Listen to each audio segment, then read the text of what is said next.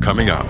So if I think there's going to be enough deduct there that you would be better off selling them in a different way and it'd put more money in your pocket, I'm going to tell you that. I'm not just going to tell you to sell the cattle with me because I want to make the commission. Now, we do need to grow and we do need to get bigger, but if I'm not doing what's best for you, I don't have a chance to keep you. It takes a person with integrity to work both sides of it. You can't just be all seller or all buyer. You got to be right there in the middle and do what's right for both. And our buyer base too, I mean, they've been very, very supportive from day one. I mean, there's a key group of them guys that when we did make the transition and decided to go this way and build a new company, I didn't know there was that much of an outpour. I mean, they were behind it 100%. But they wanted it done right. That's right around the corner on the Live Ag Ranch and Livestock Marketing We Live It podcast. But first, a reminder. If it's time to sell your cattle, consign your cattle with Live Ag. Our summer auction schedule is on your screen and available at live-ag.com. Consign your cattle now and take advantage of Live Ag's generations of experience in livestock marketing. Now here's your hosts, deCordova and Casey Mabry. Welcome back to the We Live It podcast with your hosts, Casey Mabry and deCordova. Today we wanted to spend some time, more educational time, kind of talking about through the process, and that what we wanted to start off with here is going through how the auctions work. Say you're a producer and you wanted to start merchandising your cattle on your auctions. What are some things that somebody needs to look for? You know, we start off by finding us at our website, which is live-ag.com. And on our website, we have a reps page that'll give a list of our reps in your area. I would kind of start there. I think at the bottom of the page, you can also submit some phone numbers and some contact information if you want us to reach out to you, which we would love to do. Just fill that out, and it would come to the internal team, and we'll kind of get it to the right people, or either myself or one of the guys in the office will reach out and kind of fill out who would be the best fit for you, where you're at, and where your cattle are located, because some of that stuff, the cattle are located in one spot and the customers in another, and we want to make sure we get the right person to you. So best spot to start is at live-ag.com, and just search there. And if you want to call, if you'd rather talk to somebody, there is an 800 number there for the office, I believe. And if there's not, after this episode, Katie will get an 800 number up on the website to where people can reach out. It might not be 800 number, 817 number. I'm trying to get fact checks back here real quick, but that would be the best process, is to go through that procedure. And we do have a great team of reps out there that are scattered across the country to service you, and the process is pretty seamless. Yeah, so probably geographically driven is probably the biggest thing there. So let's say I reach out to one of your reps, kind of to walk me through the process of how that works. Okay, you'll reach out to them. They'll kind of ask a few questions before they come, kind of what you're looking at selling, whether it's a cow-calf operations, whether it's a yearling operation, or whether it's bred stock, or what it is you want to sell. And then they'll probably go through a few more questions. Okay, well, how many you have? What's that look like? Because we do get a few calls that don't fit our model. And I mean, there's places for everything to be sold, and there's sometimes we do get phone calls where we can't help them.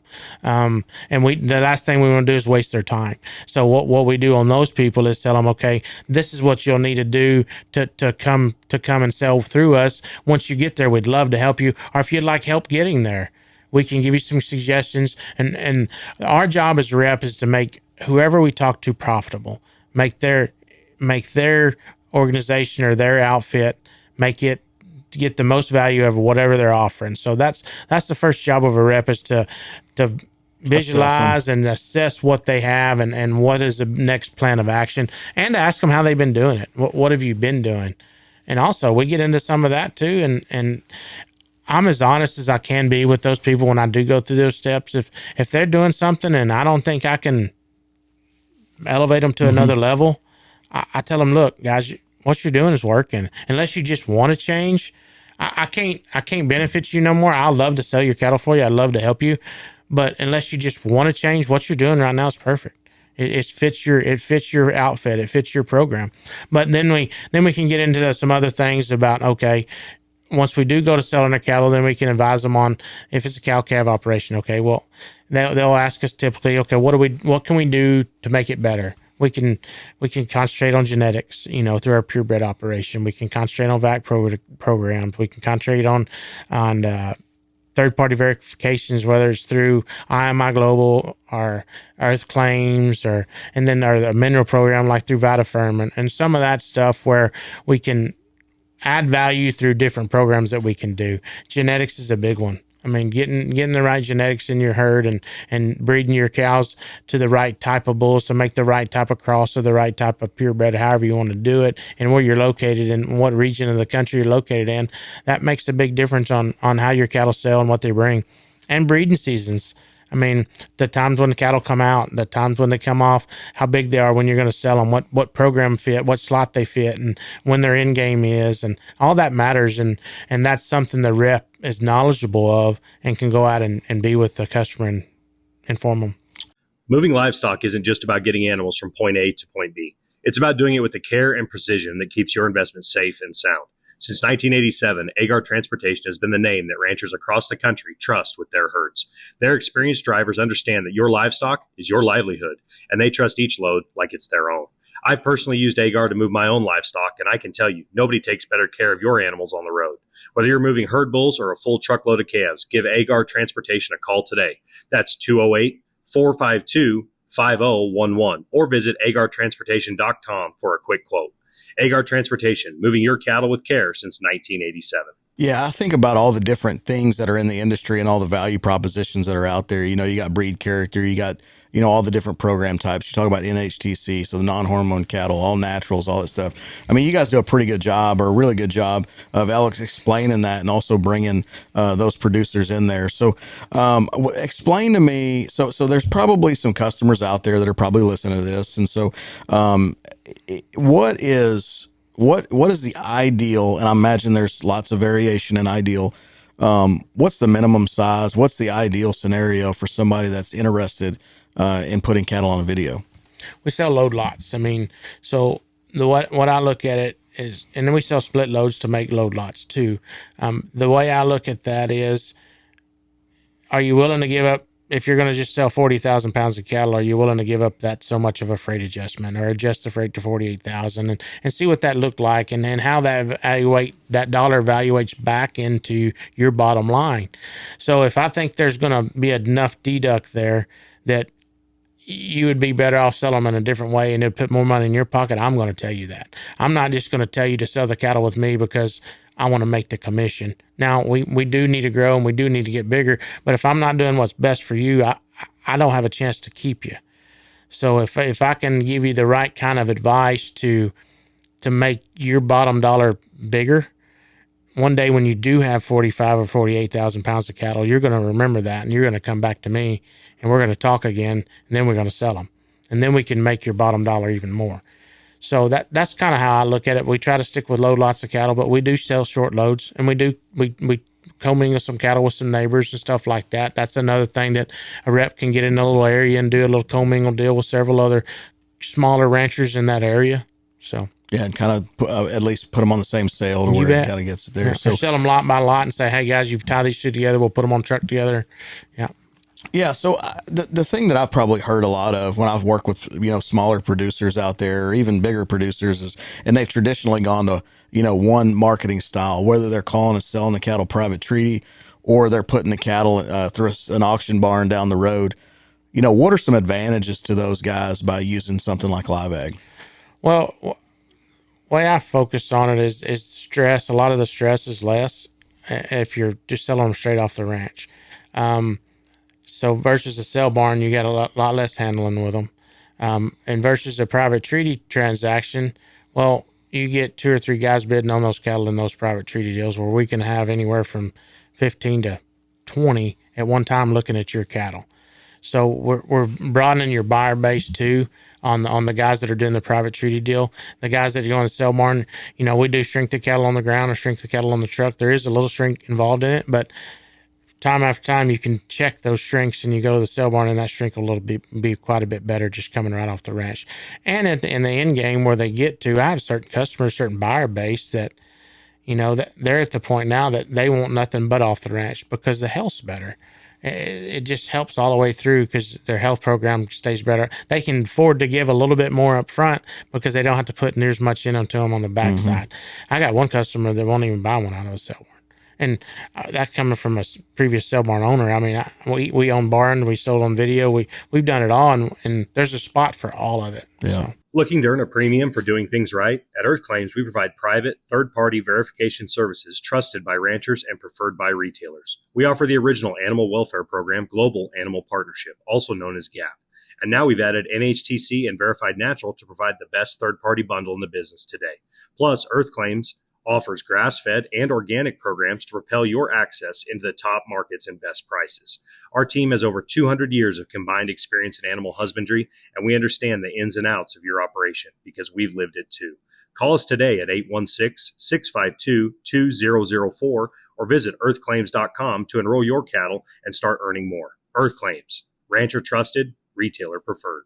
No, I could see that. And I mean, say that you're a smaller producer and you got, 50 to 100 cows and their calving windows extremely wide. So they're calving all year long. It's probably extremely hard to put a load lot together and having them consistent sizing and sexes and things like that. But as far as like some things that I've heard producers say, and kind of help me, I guess myth bust, if you will, talk about the stress. I mean, and the shrink. So you mentioned shrink. Some people may not even know what shrink is. Explain what that is. Well, it's like a calf crop, for example. You strip them calves off them cows and you send them to a sale barn. They stand there for a day and a half. They're going to lose quite a bit of weight. In this instance, if you sell them to a video, you're going to strip them off that morning. They're going to go across a set of scales, and they're going to be somebody else's property. I mean, there's not that big of a gap before they're weighed and sold. Yeah, so a lot of guys, they don't know what their shrink is, right? Because they take the cattle, they gather them, they push them on a truck, they haul them to the sale barn. The only weight that they ever capture is what they sold, the sold weight. So they don't truly know how much the first weight was. Right. I've dealt with that a million times as far as trading fat cattle goes, where guys will sell cattle and not know what the shrink is, especially when you get into some other areas. It's not as prevalent now as what it used to be, but it's definitely something that guys got to look at. But you can't weigh the same cattle twice, if you will. You guys, when you sell cattle, to protect both parties, you put a shrink on the cattle because everything's predetermined. You don't know necessarily what the weight is. So another thing that I've heard people say is, if I said, I've recommended some of my customers to sell cattle on videos because what I do like is the ability to determine when you're going to sell them, timing wise, right? You don't know if this is honestly one of the things I think about a lot is the weather. You're not going to be worried about the weather that morning, or if you're going to be able to get trucks in and out that morning to do it. You can kind of get more of a scheduled plan. But as far as some of the predictability factors, one of the things that I've had producers tell me is I don't know what they're going to weigh. Yeah. So you're going to put the cattle on the video. You're going to video the cattle ahead of time or whenever that is. So kind of walk through. A producer says, let's say I'm Casey and I say, Ty, I want to sell a load of cattle on the video. I'm worried about predicting the weight of them because I want to make sure that we don't get into a bind there. Explain to me how we would go through that process. Well, my first question would be, where have you been selling them and how have you been, especially if it's a cow-calf producer. Okay, what typical time do you pull them off your cows and how have you been selling them? And a lot of them will have records. They just don't realize they can utilize those records. So they'll have past sale records for the last 5 years. So, okay, well, what did they weigh when you sold them the last 5 years? Okay. Well, it varies. Well, yeah, because weather and droughts or excess of rain or perfect conditions, they all vary. But if you can take an average and you can be within 25, 35 pounds of that on a year-to-year base, you can be that close if you do it all at the same time. And most guys do that have a big enough cow-calf operation, they tend to ship their cattle at the same time, around the same 2 weeks every year. So they have the ability to do that. They just don't know that they could look back and, oh, wait, I can go to my sales receipt. I sent them to sell barns for the last 5 years at this barn at this time of year for the last 5 or 10 years. Well, let's go get those receipts and look at it. Well, then what you got to do is you got to get them back and look at them and average them out and figure it all out. And it's not that complicated to get pretty close. And then on the sale of yearlings, it's not hard to test weigh them unless you don't have a scales within 50 miles or something. But then you got these reps that are getting pretty good at being able to tell what one way and predicting the kind of a gain on them and all that. So that's probably something that's super important, Todd. I mean, you've been in this industry for a very, very long period of time, and I'm guessing you could probably get out there personally and, probably nail these cattle pretty close on weight. One of the things that I struggle with in my business, and I think lots of people struggle with in their business, is having the right people in place. So you send a rep out there to look at the cattle. I mean, talk through, your reps and who you guys use and why you select for those reps to be able to gain the trust that you guys at Live Ag can deliver a very consistent, product or service each and every time you guys do it. And don't get me wrong, we're gonna run into issues where our weights are off. I mean, heck, we had several of them yesterday in a grow yard situation, and I'm like, how did we do this? It happens. You're gonna mess up. You're gonna have some mistakes. It's how you fix them in the end, whether everybody comes back to the table or not. But as far as choosing reps, gonna be pretty particular on who we do go out and select. I kind of mentioned this on some other ones, some other podcasts before about, we don't want to be the biggest. We kind of want to be the best. And that goes back to selecting the right guys to do the right job that are representing Live Ag out there. So that rep deal is kind of a unique job. First and foremost, you're representing your customer, and you got to sell your customer's cattle as high as you can make them, the most you can make them bring. That's your first job. But after you get that done, you got to transition to a buyer. So now you got to ship the cattle to fit a buyer's spec on how you sold the cattle.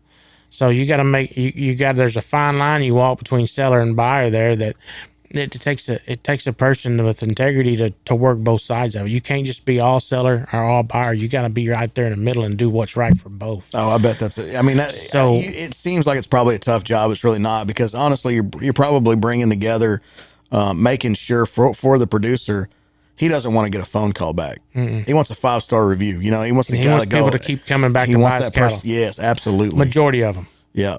And so having that rep in place and having the trust and the foundation on both sides is probably the most key part of the whole deal, and making sure that the glue's there. And our buyer base too. I mean, they've been very, very supportive from day one. I mean, there's a key group of them guys that when we did make the transition and decided to go this way and build a new company, I didn't know there was that much of an outpour. I mean, they were behind it 100%, but they wanted it done right. So there are some things that we're working on right now with our shrinks, and our main things are slides and our weight stops. I mean, you can look back in our catalogs the last couple of sales that we have a lot of cattle with weight stops on them and big slides, and we're pushing that because we're getting pushed to do that. We're seeing a premium for them selling them with a weight stop and a big slide. We're starting seeing those premiums, and you're starting to see those cattle that don't have them. They're wondering why they're not bringing as much as these are. Well, because they are given a weight weight stop and a big slide. This slide deal is at these levels is. Let's talk about slide. Let's talk about slide for a minute. Explain in the most simple form that you can what a slide is. So let's just remember this. We're probably talking to a producer that's sending cattle to sale barn. They just sell the cattle and they get a check back, and a lot of them look at per head values, right? So let's talk about how we get to where we optimize my calf crop.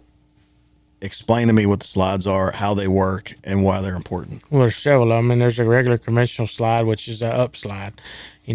Calf is 25 pounds big. You got a 10-cent slide. The calf just say he brings $2. and he's 25 pounds big with a 10-cent slide. You take $2.50 off $2. So you got one that brought what's that, $197.50 with $2.50 off of it.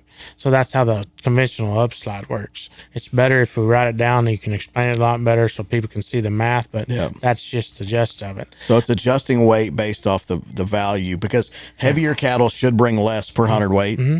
But it's still more dollars per head. That's where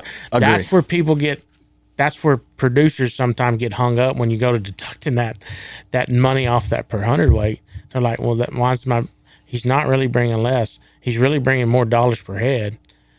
He's bringing less dollars per pound, but he's bigger, so he's bringing more dollars per head. I go through this all the time. We were looking at a kill sheet the other day on a set of fat cattle. Okay, everybody's hung up on how much more of the market do I get per hundredweight, right? I go start looking through the kill sheet, and all these cattle had been born basically the same day. There were some half-bloods, born the same day, been in the feedlot the same amount of time, and there was a heavyweight discount. And these cattle went into heavyweight discount, but when you look at them on a per hundred or per Head. dollars per head, they were bringing like $500 more per head, It being bigger. and they brought $20 a head, 100 less. Yeah. So then the produce, that's what I always ask them. I'm like, what's the animal's the most profitable? So to your point, when you're saying, hey, people might be scared of the slide, but the slide and pushing those animals to the heavier weight might actually be more profitable for the operation from a total dollar standpoint. Yeah, but then you got to get into the point where is it? What is a big enough slide for the guy that's receiving them? I mean, these 8 and 10 cent slide days is over with. I mean, It's because at these values. Well, these values and then the rollback, Yeah. right? Man. Yeah. So having the cost of gain and the cost of production now with all the cheap feedstuffs we have, that's probably the most important. I've been looking at a deal. We've been selling some cattle on the gain slide, at a dollar gain slide, and that, if you look at that thing might fit better than anything at this point at these levels, because it's just $1 every pound that goes up. That's what the producer's putting in his pocket, and that's what the buyer's having to pay. And I don't know what he can put a pound. Some of them it takes 95, some of them their dollar cost of gains $1.10, $1.20, whatever it is. But the dollar is about as fair as you can get, I would think. And we're doing quite a bit of that on some of these cattle that are coming in pretty big.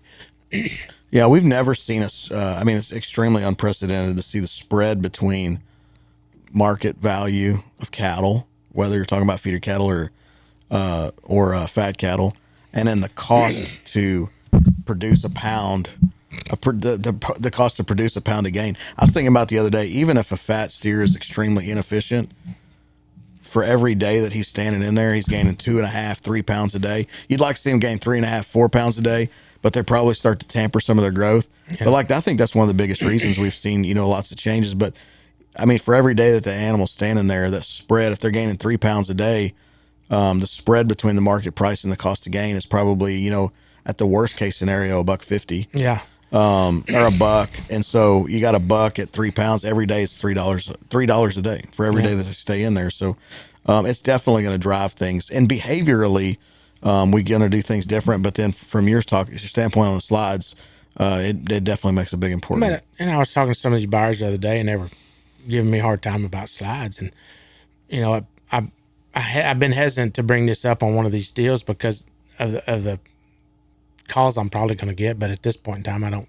Whatever, call me. But until our buyer base goes to pushing back on these small slides, there's no way us as reps or as independent or as a video company or anybody, until the buyer base goes back and pushes against it and stops bidding on these cattle with these little slides. Yep. And if they're still going to support it, it's still going to happen. So until the buyer base says and has enough and shows a big enough discount on those cattle with those smaller slides, we won't ever be able to get it right where it needs to be. Yeah. So do you think that's they don't really have leverage today, right? The buyers just buying cattle because they're offered it that way. But you did say you're seeing a spread. The cattle with bigger slides are bringing more money. They are, and then it's starting to happen. You can see it, and you're starting to see it, especially the weight stops. Them guys are really liking this. And then that's making the producer be tighter on what he's choosing to do. How he's trying to get better at what he does, and that's great. That's what we want to do. We want people to come back and buy these cattle year in and year out. And if the producer's going to do it right and get that close, he don't mind giving a little weight stop or a big slide because he knows he's going to be pretty close. Yeah, particularly with like we talked about with the ability, if you have a lighter weight animal, you can put more pounds, you get more rollback. So to a buyer, it's probably more important to have an animal that's not going to be bigger. It's not like it's just going to there. Even in today's day and age, or even more so in today's day and age, where you're probably seeing more, what used to be a 7 weight's now an 8 weight or a 9 weight. You're seeing lots more bigger cattle, genetics, cheap feed, rain, all those different things have allowed for people to get there. And you know what? Incentive's going to drive outcome. Yeah. So, if the guy's incentivized, and I guess there's incentives and then disincentives. to do things. So if they're being rewarded, they're just going to continue to push that way. Hang right. Ready to grab your piece of Texas? Whether you're buying, selling, or scouting out your next adventure, Texas Ranch Sales is your go-to. They know land and they know how to get it in your hands. From massive cattle ranches to hunting land that stretches for miles, they've got what you're looking for. Their expertise and commitment to the land are what set them apart, helping you make informed decisions every step of the way. So whether you're buying your first ranch or expanding your legacy, Texas Ranch Sales has got your back. Visit TexasRanchSales.com today to get started on your ranching journey. Then head over to TexasRanchJournal.com to sign up for the exclusive quarterly magazine, Texas Ranch Sales. Land is more than property, it's your future. Yeah, as far as that goes, we kind of went through, how to get a hold of a rep. We've gone through how that video process. When do we video the cattle? When they come, try to do it when you write the contract up. Sometimes we have to do the contract over the phone because there's some deadlines. There's a big man standing right over here that likes the video to be done early and often, so he don't have to bug everybody and keep calling them. But that video needs to be done at least 2 or 3 days after the deadline. I'm going to ask him. I'm going to fact check this so he don't shoot me. But the video can, if you get in a crunch, we can do it pretty fast. Yeah. But we like to get that video on so we can get it up. We want to get it up online. We want to get it out there so people can see it. So we really like all the videos to be in when the catalog's up. So say a deadline's on a Tuesday, catalog goes up on a Thursday or Friday.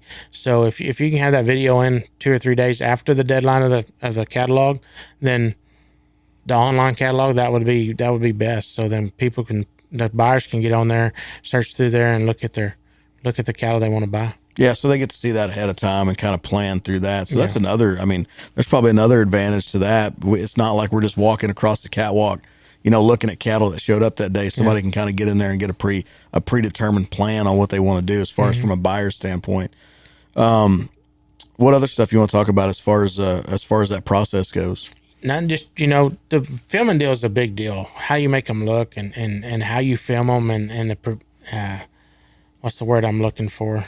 The production of the film, I guess you should say, or how you portray quality of the film. The quality of the quality of the film. Yeah, you're not just going out there and shooting these things with iPhones, right? Oh yeah, you are. Okay. Like them iPhones do great, but you got to hold them right, and you got to make your settings right. Like Baining is a stickler on how you do it, and I love it because it makes the cattle look so much better.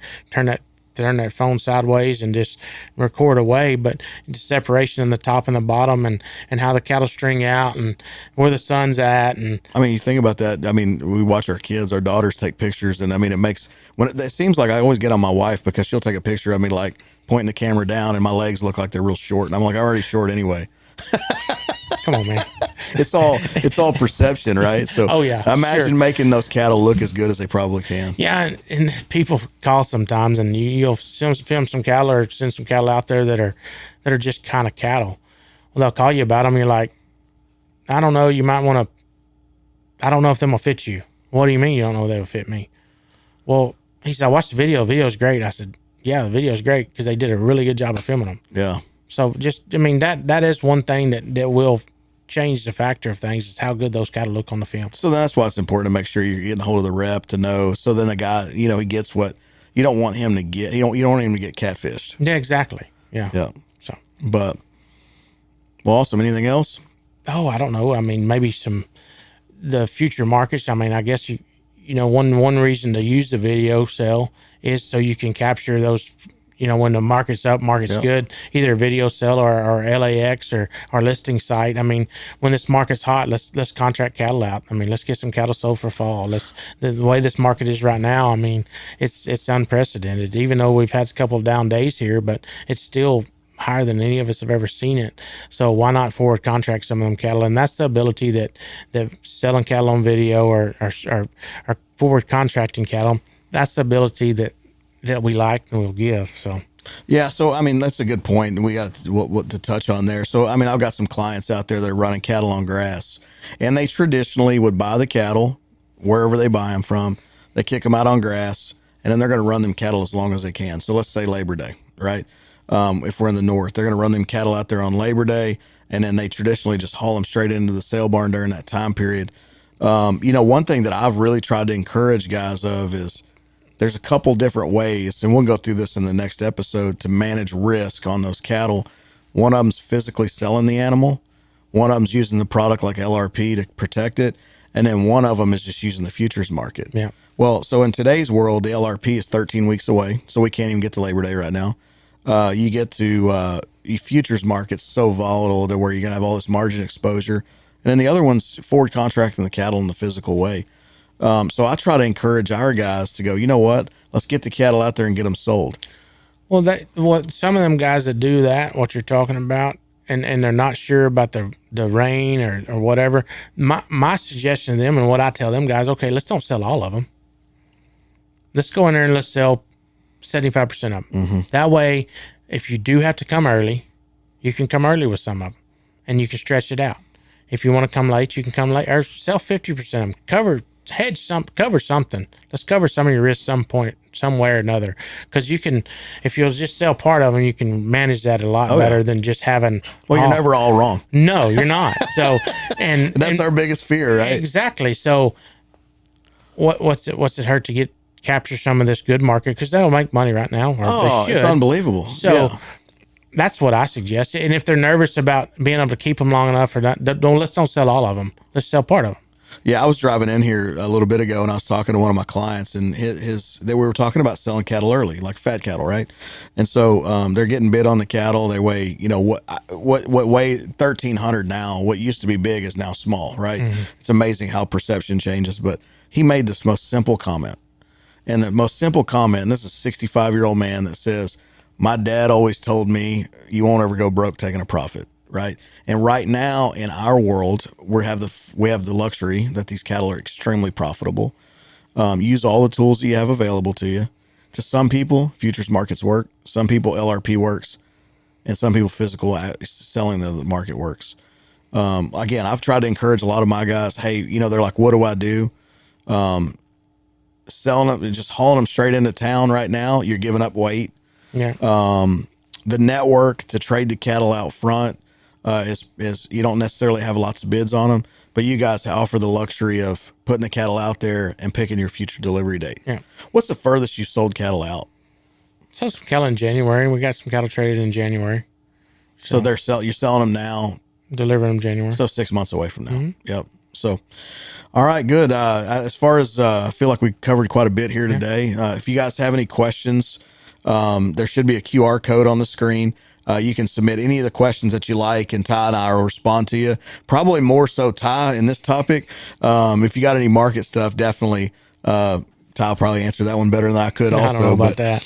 We appreciate you guys joining us today on this We Live It podcast. If you guys have any questions, like I said, submit on that QR code. The link at the bottom. There's a link at the bottom. Yeah. Like and subscribe. Forward this on. Share it. If you're somebody that wants to be on here and you want to get your voice out, reach out to us. We can do that as well. Thank you guys. Have a great one.